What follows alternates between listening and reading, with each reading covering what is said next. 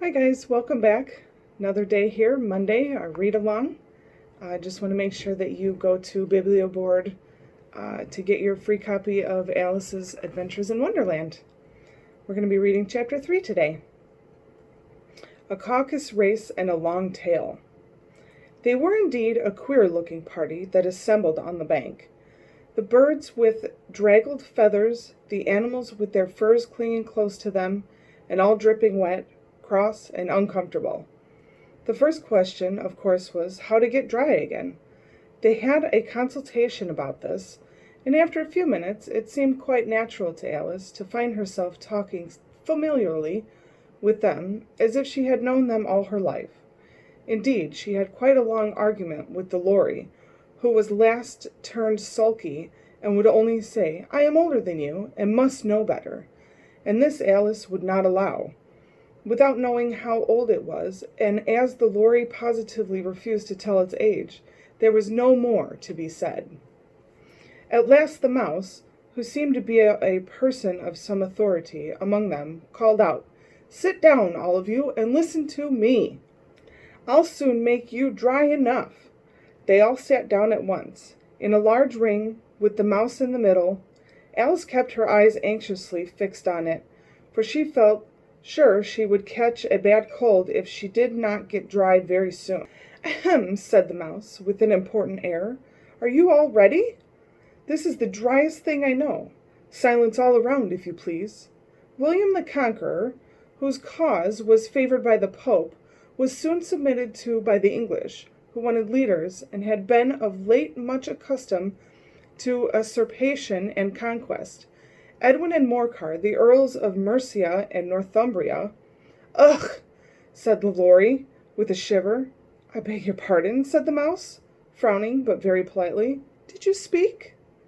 "Not I," said the Lory hastily. "I thought you did," said the mouse. "I proceed. Edwin and Morcar, the Earls of Mercia and Northumbria, declared for him, and even Stigand, the patriotic Archbishop of Canterbury, found it advisable." "Found what?" said the duck. "Found it," the mouse replied rather crossly. "Of course you know what it means." "I know what it means well enough when I find a thing," said the duck. "It's generally a frog or a worm. The question is, what did the Archbishop find?" The mouse did not notice this question, but hurriedly went on. "Found it advisable to go with Edgar Atheling to meet William and offer him the crown. William's conduct at first was moderate, but the insolence of the Normans— How are you getting on now, my dear?" it continued, turning to Alice as it spoke. "As wet as ever," said Alice in a melancholy tone. "It doesn't seem to dry me at all." "In that case," said the dodo solemnly, rising to its feet, "I move that the meeting adjourn, for the immediate adoption of more energetic remedies—" "Speak English," said the eaglet. "I don't know the meaning of half of those long words, and what's more, I don't believe you do either." And the eaglet bent down its head to hide a smile. Some of the other birds tittered audibly. "What I was going to say," said the dodo in an offended tone, "was that the best thing to get us dry would be a caucus race." "What is a caucus race?" said Alice. Not that she much wanted to know. But the dodo had paused as if it had thought somebody ought to speak, and no one else seemed inclined to say anything. "Why," said the dodo bird, "the best way to explain it is to do it. As you might like to try the things yourself, some winter day, I will tell you how the dodo managed it. First it marked out a race course, in a sort of circle. The exact shape doesn't matter, it said. And then all the party were placed along the course here and there. There was no 1, 2, 3, and away, but they began running when they liked and left off when they liked, so it was not easy to know when the race was over.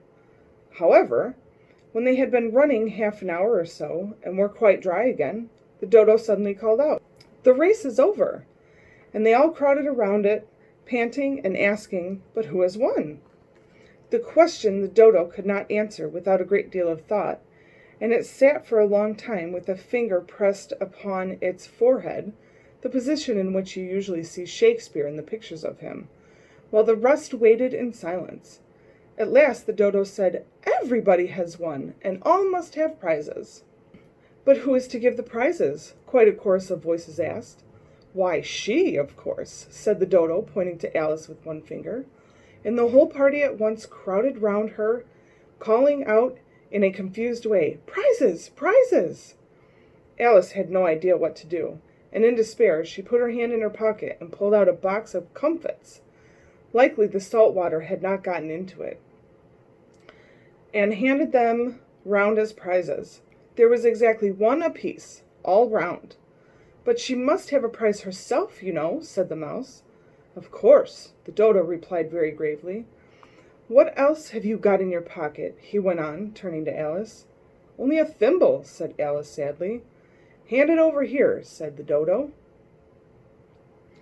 Then they all crowded round her once more, while the dodo solemnly presented the thimble, saying, "We beg your acceptance of the elegant thimble," and, when it had finished this short speech, they all cheered. Alice thought the whole thing very absurd, but they all looked so grave that she did not dare to laugh, and as she could not think of anything to say, she simply bowed and took the thimble, looking as solemnly as she could. The next thing was to eat the comfits. This caused some noise and confusion, as the large birds complained that they could not taste theirs, and the small ones choked and had to be patted on the back. However, it was over at last, and they sat down again in a ring and begged the mouse to tell them something more. "You promised to tell me your history, you know," said Alice, "and why it is you hate C and D," she added in a whisper, half afraid that it would be offended again. "Mine is a long and sad tale," said the mouse, turning to Alice and sighing. "It is a long tale, certainly," said Alice, looking down with wonder at the mouse's tail, "but why do you call it sad?" And she kept on puzzling about it while the mouse was speaking, so that her idea of the tale was something like this. Fury said to a mouse that he met in the house, "Let us both go to law, I will prosecute you. Come, I'll take no denial, we must have a trial, for really this morning I've nothing to do," said the mouse to the cure. "Such a trial, dear sir, with no jury or judge, would be wasting our breath." "I'll be judge, I'll be jury," said cunning old Fury. "I'll try the old cause, and condemn you to death." "You are not attending," said the mouse to Alice severely. "What are you thinking of?" "I beg your pardon," said Alice very humbly.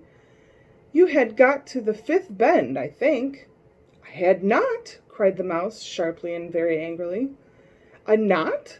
said Alice, always ready to make herself useful, and looking anxiously about her. "Oh, do let me help to undo it." "I shall do nothing of the sort," said the mouse, getting up and walking away. "You insult me by taking such nonsense." "I didn't mean it," pleaded poor Alice. "But you're so easily offended, you know." The mouse only growled in reply. "Please come back and finish your story," Alice called after it, and the others all joined in chorus. "Yes, please do." But the mouse only shook its head impatiently and walked a little quicker. "What a pity it wouldn't stay," sighed the Lory, as soon as it was quite out of sight. And an old crab took the opportunity of saying to her daughter, "Oh, my dear, let this be a lesson to you never to lose your temper." "Hold your tongue, Ma," said the young crab, a little snappishly. "You're enough to try the patience of an oyster."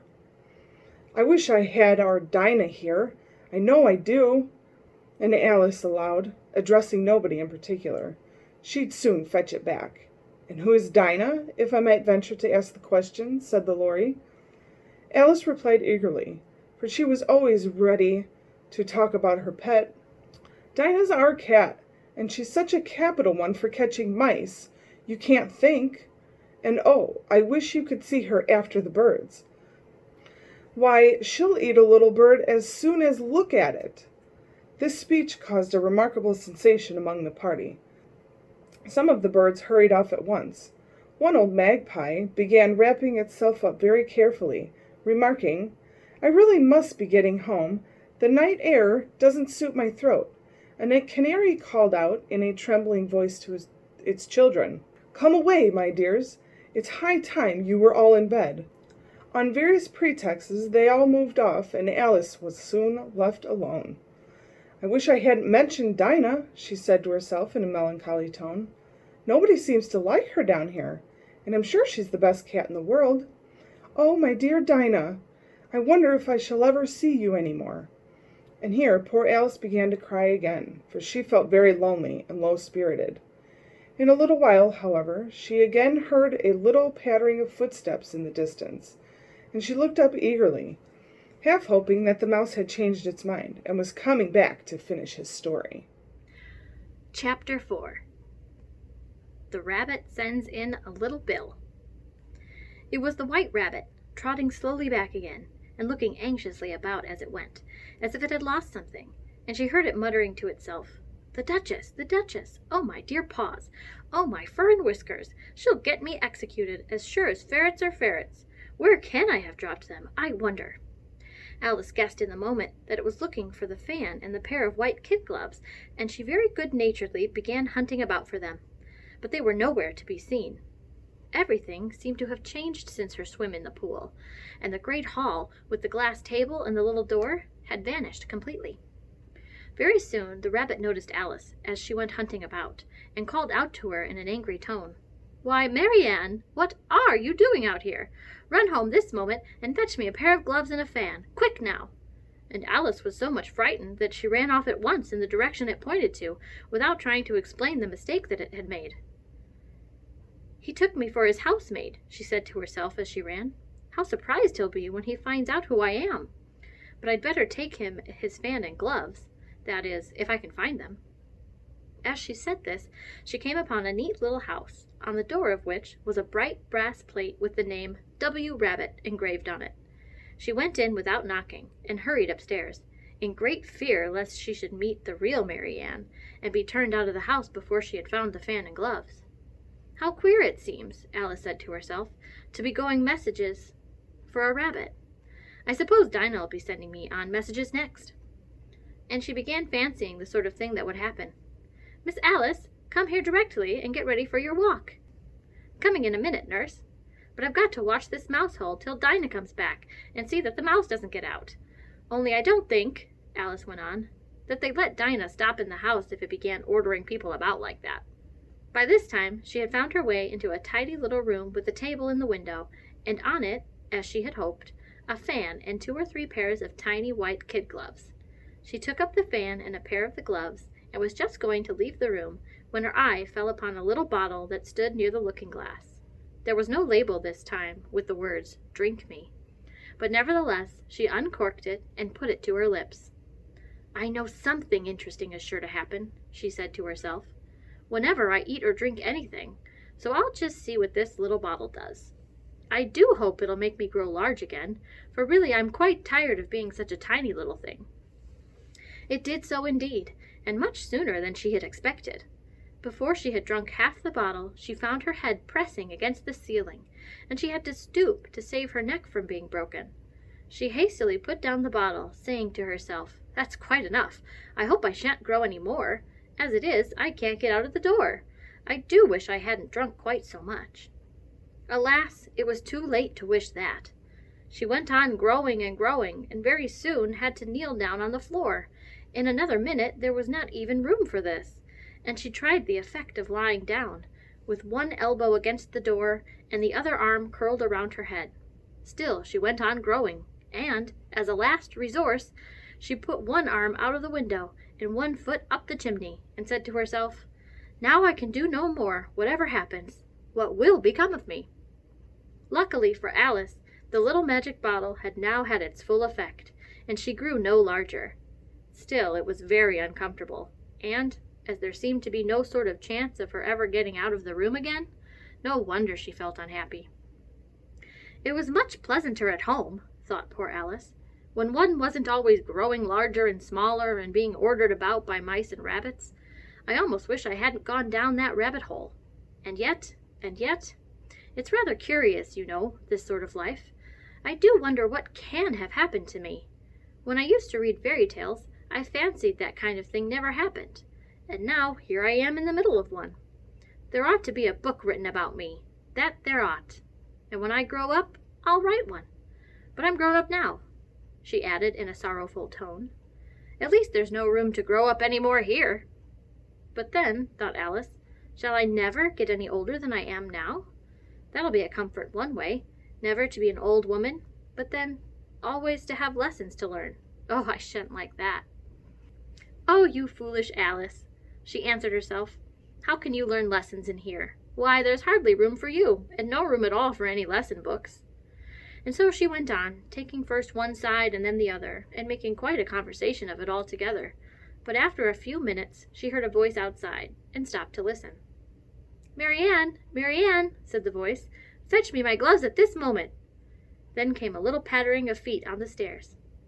Alice knew it was the rabbit coming to look for her, and she trembled till she shook the house, quite forgetting that she was now about 1,000 times as large as the rabbit, and had no reason to be afraid of it. Presently the rabbit came up to the door and tried to open it, but as the door opened inwards, and Alice's elbow was pressed hard against it, that attempt proved a failure. Alice heard herself say, "Then I'll go around and get in at the window." "That you won't," thought Alice, and, after waiting till she fancied she heard the rabbit just under the window, she suddenly spread out her hand and made a snatch in the air. She did not get a hold of anything, but she heard a little shriek and a fall and a crash of broken glass, from which she concluded that it was just as possible it had fallen into a cucumber frame, or something of the sort. Next came an angry voice, the rabbit's. "Pat, Pat, where are you?" And then a voice she had never heard before. "Sure then, I'm here, digging for apples, your honor." "Digging for apples, indeed," said the rabbit angrily. "Here, come and help me out of this." Sounds of more broken glass. "Now tell me, Pat, what's that in the window?" "Sure, it's an arm, your honor." He pronounced it arum. "An arm, you goose! Who ever saw one that size? Why, it fills the whole window." "Sure it does, your honor, but it's an arm for all that." "Well, it's got no business here, at any rate. Go and take it away." There was a long silence after this, and Alice could only hear whispers now and then, such as, "Sure, I don't like it, your honor, at all. Do as I tell you, you coward." And at last she spread out her hand again and made another snatch in the air. This time there were 2 little shrieks, and more sounds of broken glass. "What a number of cucumber frames there must be," thought Alice. "I wonder what they'll do next. As for pulling me out of the window, I only wish they could. I'm sure I don't want to stay in here any longer." She waited for some time without hearing anything more. At last came a rumbling of little cartwheels and the sound of a good many voices all talking together. She made out the words. "Where's the other ladder?" "Why, I hadn't to bring but one. Bill's got the other. Bill, fetch it here, lad. Here, put 'em up at this corner. No, tie 'em together first. They don't reach half high enough yet. Oh, they'll do well enough. Don't be particular. Here, Bill, catch hold of this rope. Will the roof bear? Mind that loose slate. Oh, it's coming down. Heads below." A loud crash. "Now who did that?" "It was Bill, I fancy." "Who's to go down the chimney?" "Nay, I shan't." "You do it." "That I won't, then." "Bill's got to go down. Here, Bill, the master says you've got to go down the chimney." "Oh, so Bill's got to come down the chimney, has he?" said Alice to herself. "Why, they seem to put everything upon Bill. I wouldn't be in Bill's place for a good deal. This fireplace is narrow, to be sure, but I think I can kick a little." She drew her foot as far down the chimney as she could, and waited till she heard a little animal, she couldn't guess of what sort it was, scratching and scrambling about in the chimney close above her. Then, saying to herself, "This is Bill," she gave one sharp kick and waited to see what would happen next. The first thing she heard was a general chorus of, "There goes Bill!" Then the rabbit's voice alone, "Catch him, you by the hedge!" Then silence, and then another confusion of voices. "Hold up his head! Brandy now, don't choke him! How was it, old fella? What happened to you? Tell us all about it." Last came a little feeble squeaking voice. "That's Bill," thought Alice. "Well, I hardly know. No more, thank ye. I'm better now. But I'm a deal too flustered to tell you. All I know is, something comes at me like a jack-in-the-box, and up I goes like a skyrocket." "So you did, old fella. said the others. "We must burn the house down," said the rabbit's voice, and Alice called out as loud as she could, "If you do, I'll set Dinah at you." There was dead silence instantly, and Alice thought to herself, "I wonder what they will do next. If they had any sense, they'd take the roof off." After a minute or two, they began moving about again, and Alice heard the rabbit say, "A barrowful will do, to begin with." A barrowful of what? Thought Alice. But she had not long to doubt, for the next moment a shower of little pebbles came rattling in at the window, and some of them hit her in the face. "I'll put a stop to this," she said to herself, and shouted out, "You'd better not do that again," which produced another dead silence. Alice noticed with some surprise that the pebbles were all turning into little cakes as they lay on the floor, and a bright idea came into her head. "If I eat one of these cakes," she thought, "it's sure to make some change in my size, and as it can't possibly make me any larger, it must make me smaller, I suppose." So she swallowed one of the cakes, and was delighted to find that she began shrinking directly. As soon as she was small enough to get through the door, she ran out of the house, and found quite a crowd of little animals and birds waiting outside. The poor little lizard Bill was in the middle, being held up by 2 guinea pigs, who were giving it something out of a bottle. They all made a rush at Alice the moment she appeared, but she ran off as hard as she could, and soon found herself safe in a thick wood. "The first thing I've got to do," said Alice to herself, as she wandered about the wood, "is to grow to my right size again, and the second thing is to find my way into that lovely garden. I think that will be the best plan." It sounded an excellent plan, no doubt, and very neatly and simply arranged. The only difficulty was that she had not the smallest idea how to set about it. And while she was peering about anxiously among the trees, a little sharp bark just over her head made her look up in a great hurry. An enormous puppy was looking down at her with large round eyes, and feebly stretching out one paw, trying to touch her. "Poor little thing," said Alice in a coaxing tone, and she tried hard to whistle to it, but she was terribly frightened all the time at the thought that it might be hungry, in which case it would be very likely to eat her up in spite of all her coaxing. Hardly knowing what she did, she picked up a little bit of stick and held it out to the puppy, whereupon the puppy jumped into the air off all its feet at once, with a yelp of delight, and rushed at the stick, and made believe to worry about it. Then Alice dodged behind a great thistle to keep herself from being run over, and, the moment she appeared on the other side, the puppy made another rush at the stick, and tumbled head over heels in its hurry to get hold of it.